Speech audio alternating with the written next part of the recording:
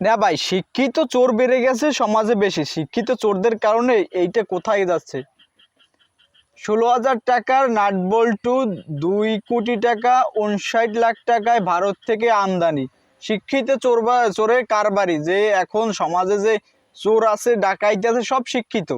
অশিক্ষিত চোর কোনো সময় ডাকাতি চুরি করে না, বাট যারা করে তারা হইলে এখন শিক্ষিত, একদম মধ্যবিত্ত পরিবারের সন্তান তো তারা না, তারা হলো একদম মানে যারা শিক্ষিত আছে তারা, যারা কলমের খোঁচায় কোটি কোটি টাকা সরায়, কোটি কোটি টাকা আমদানি করে। এছাড়া কোনো উপায় আছে? তারা এই যে কোটি কোটি টাকা সরাই ফেলাইলেও কীভাবে মানে এই যে কোটি টাকা মানে যে জায়গায় 16,000 টাকা নাট বল্টু 2,59,000 টাকায় আমদানি করছে, যেটা ভারত থেকে। এই যে শিক্ষিত চোরের কারবার, শিক্ষিত চোরদের কারবারি, যাক একটু আমরা দেখি মানে নিউজ ফিডে যাই, তাদের শিক্ষিত চোরের কারবারগুলো আমরা দেখি। যে শিক্ষিত চোর ছাড়া তো সমাজে কেউ নাই, আর শিক্ষিত চোরের কারবারগুলো তো দেখা যায়।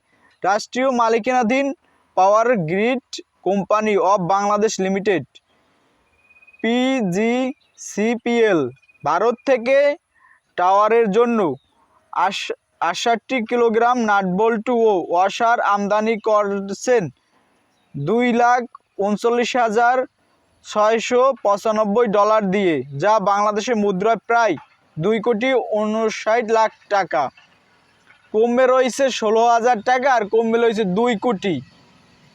তো চুক্তির মূল্যের চেয়ে এসব সরঞ্জামের দাম 1,619 গুণ বেশি ধরা হয়েছে কাস্টম কর্তৃপক্ষের কাছে। PGCPL যে ক্রয় চুক্তি জমা দিয়েছে সে অনুসারে প্রতি কেজি $2.18 ধরে এই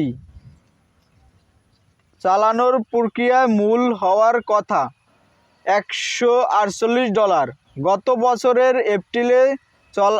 এপ্রিল চালানটি মোংলা বন্দর পৌঁছালে অস্বাভাবিক উচ্চের মূল্য কারণে এগুন খালাস করতে দেয়নি কর্তরা। যাই হোক, এখন যেই চুরি ডাকাতি কমে রয়েছে 16,000 টাকা আর কমে রয়েছে 2 কোটি টাকা।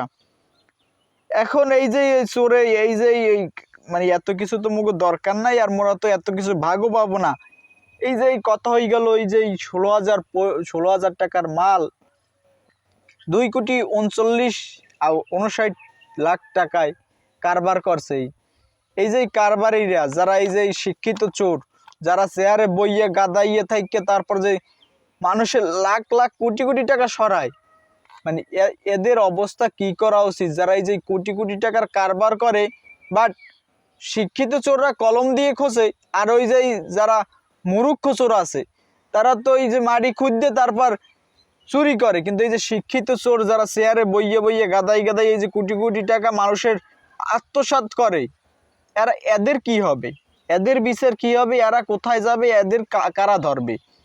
এই যে মানে এখন যে 16,000 টাকার নাট বল্টু, সেটা 2,59,00,000 টাকায় লইয়ে গেছে। এত সামান্য টাকা, এই সামান্য টাকা তারা যে সামান্য টাকাটা সরাই ফেলছে তারা, এতে তো কিছু হবে না, এত তো কিছু হওয়ার নাই। এই যে মানে যারা যারা শিক্ষিত চোর আছে, শিক্ষিত চোরের কারবার আছে, তারা তো এগুলো সরাইতে পারে, এতে তো কোনো অপশন নাই বা কিছু নাই। কিন্তু তারা এই 16,00,000 টাকা মানে 16,000 টাকার পণ্য বা 16,000 টাকার মাল তারা 2,59,00,000 টাকায় কিনে আনছে। শিক্ষিত চোর এখন জানতাম মানে অশিক্ষিত ওলারা বেশি চুরি করতো, ডাকাতি করতো, বা এখন এই জামানার লোক। কিন্তু যারা শিক্ষিত আছে, যারা কলম খুঁজতে জানে, তাদের ইনকাম বেশি, লাভ বেশি, চুরি বেশি, ডাকাতি বেশি। আর যারা অশিক্ষিত চোর আছে কিন্তু তাদের এখন আর ইনকাম নাই, ওইভাবে চুরি করতে তারা পারে না, মানুষের ঘরে ঘরে আর ঢুকতে পারে না। মানুষ অর্থটা অপদার্থ বা অজনক নাই, কিন্তু মানুষ যেই এখন যে শিক্ষিত চোর যারা কলম খোঁচাখুচির মাধ্যমে ইনকাম করে, এই কোম্পানিটার ইনকাম করছে এই যে 16,000 টাকার মাল কত কোটি টাকা সরাই ফেলছে। এই আর ভাই, এই যে ইনকাম, এই রাখবে কই? রাখার কোনো জায়গা আছে? যাই হোক, মানুষের টাকা, জনগণের টাকা কোম্পানি নেছে, যেটা নাট বল্টু টাওয়ার উডানের জন্য 16,000 টাকা নাট বল্টু কিনলে যথেষ্ট, সে জায়গায় 2,59,00,000 টাকার ভারতীয় পণ্য আমদানি করছে এই চোররা, এই ডাকাতরা। তার মানে এখন 16,000 টাকার নাট বল্টু কিনছে 2 কোটি টাকায়, কিন্তু মাঝখান থেকে যে আর অ্যামাউন্টটা, সেই অ্যামাউন্টটা কার কাছে বা কে রাখছে, কার কাছে আছে, কেটা আত্মসাৎ করছে, এই যে আত্মসাতের ভিতরে চলে গেছে। এখন যে সোনার বাংলাদেশের টাকা, জনগণের টাকা, এত টাকা, এই টাকাগুলো কার কাছে? এই যে 16 কোটি টাকা মানে 16,000 টাকার পণ্য 2,59,00,000 টাকায় কিনছে, কিন্তু এই যে সোনার বাংলাদেশের সোনার ছেলেরা এতভাবে ইনকাম করে, এতভাবে ডাকাতি করে, এতভাবে মানুষের টাকা সরায়, কিন্তু এই জায়গা এটা কোনো জায়গায় নাই। এই যে এই সোনার বাংলার ছেলেরা এই যে ইনকাম করছে, এই এদের চুরি ডাকাতি যত আছে তত তাদের ভিতরে, শিক্ষিতর ভিতরে আছে।